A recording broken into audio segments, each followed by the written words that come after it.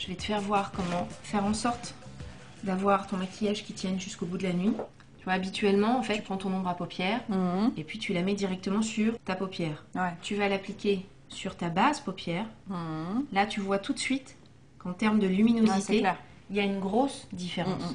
Au fur et à mesure des heures, quand ton ombre à paupières elle a tendance à s'estomper, toi, tu seras toujours nickel parce que voilà, tu as mis ta base avant. Pareil que tout à l'heure. En fait, toi, tu vas avoir tendance à le faire directement comme ça et en mettre 3 fois trop. D'accord. Donc là, on en prend, tu vois, tu tournes un tout petit peu.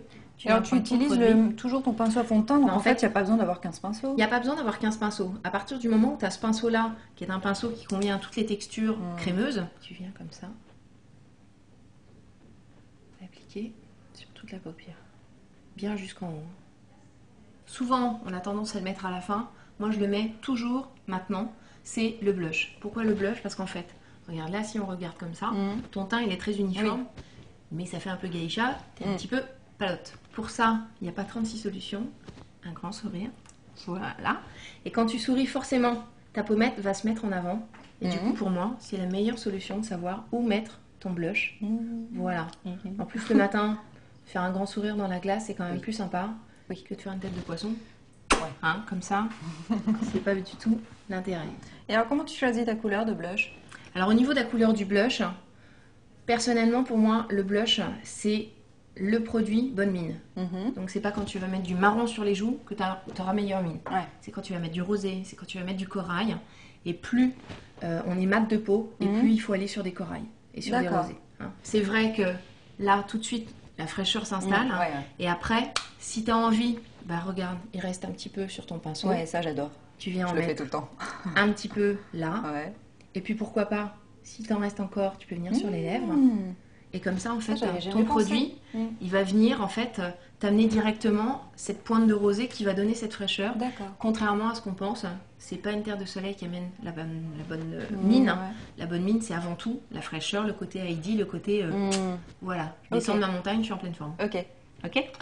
Alors maintenant, on va effectivement mettre le soleil. Donc le soleil ne t'agresse jamais, donc tu vas balayer, d'accord.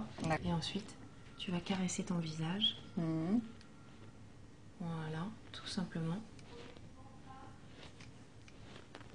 Comme ceci. C'est-à-dire que le soleil doit être partout. D'accord. C'est important que ce soit uniforme.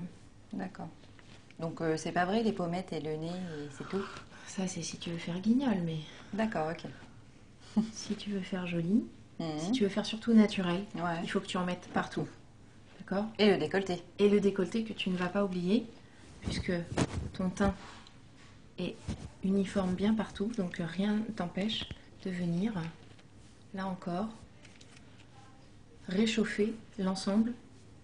En plus, celle-ci est légèrement nacrée, donc tu vas avoir comme ça un teint très doux, très facilement.